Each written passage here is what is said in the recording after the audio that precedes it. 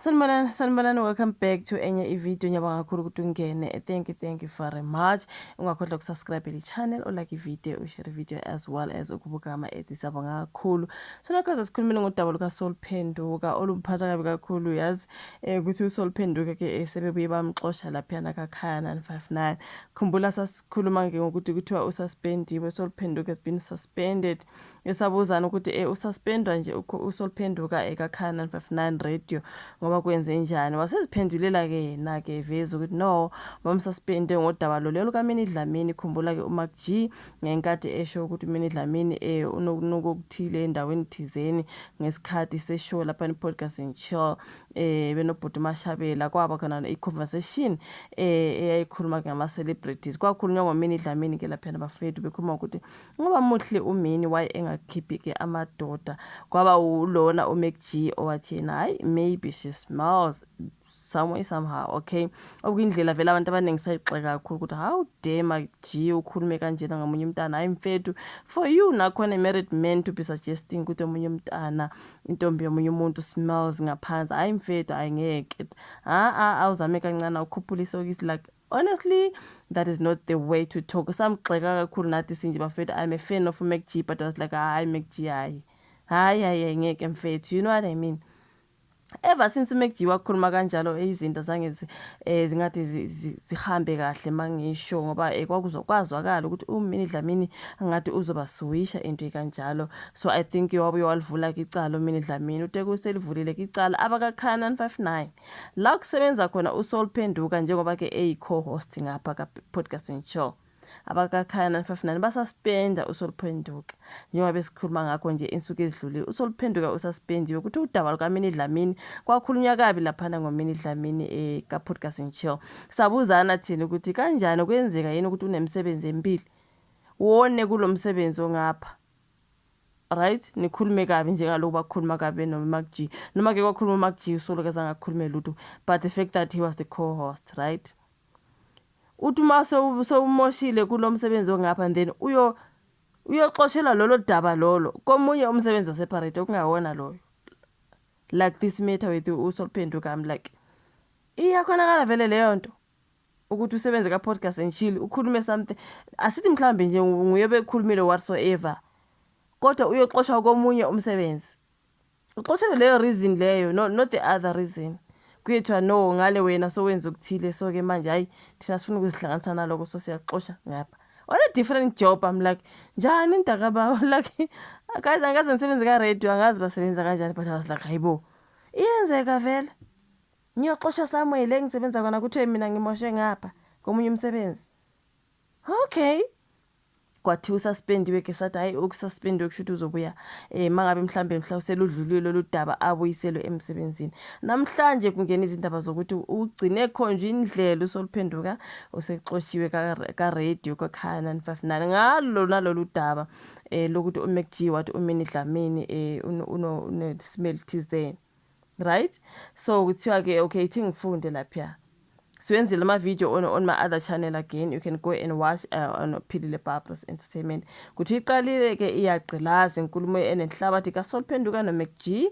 Ibhantshi ligcwala umoya kuSaul Phenduka lapha emsakazweni. Ngokwestatement esikhishwe ke yilo msakazo ithi inkulumo enganambitheki phakathi kaSaul nozakwabo kuMark G kwi-podcast yabo iyayazi futhi ayiyamkeli inkulumo yabo ehlambalazayo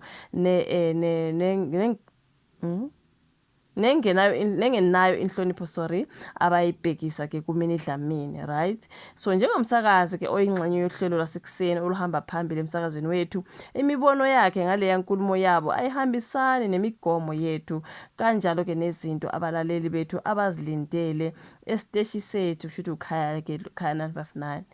So ke hayi ngeke kuthiwa ke ibamba le managing executive uDave Tiltman lithi ke lesi stage asikwazi ukuziphatha okubukela phansi izimiso zaso noma ke okulimaza isithunzi saso. uTiltman uqhubeke wathi ke lesi senzo ke sukwephula sukwephula kwenkontileka yakhe ezimele naphezu kwesiqinisekiso sikaSaul esibhalwe phansi kubaphathi bekhaya 959 ngoJuni 2023 sokuthi lokhu kuziphatha ngeke kuphinde kwenzeke. Ushuthi waye wathi ukuziphatha kabi ngalesiya sikhathi emosho kwaqala wathi ngeke kuphinde kwenzeke.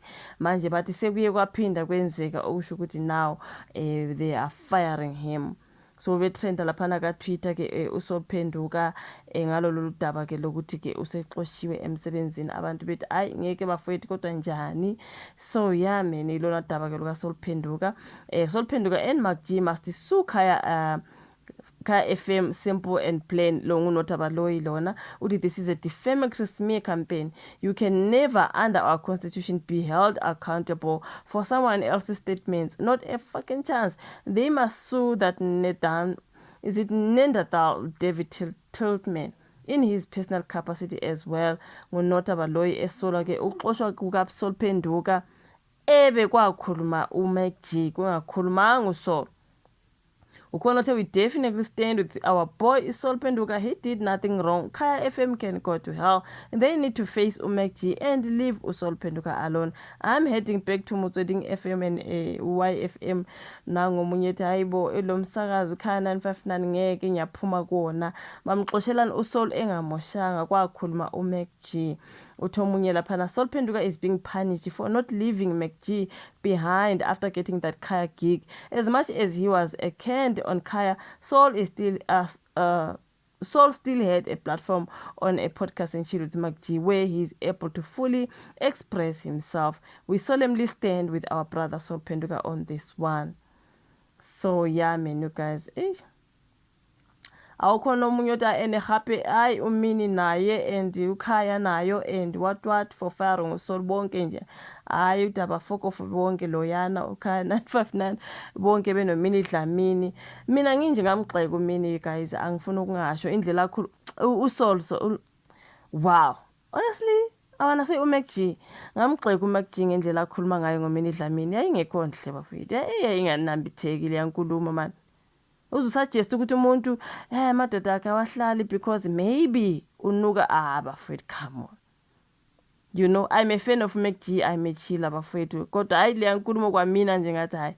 But the fact that uthi sokumanje sokumele kuxoshwe uSaul emsebenzini le ka radio la like njani imdake bawo njani akukhuluma ngayena kwakhuluma umini hayi ngiyabheda ke namhlanje kwakhuluma uMacG bafowethu so shame.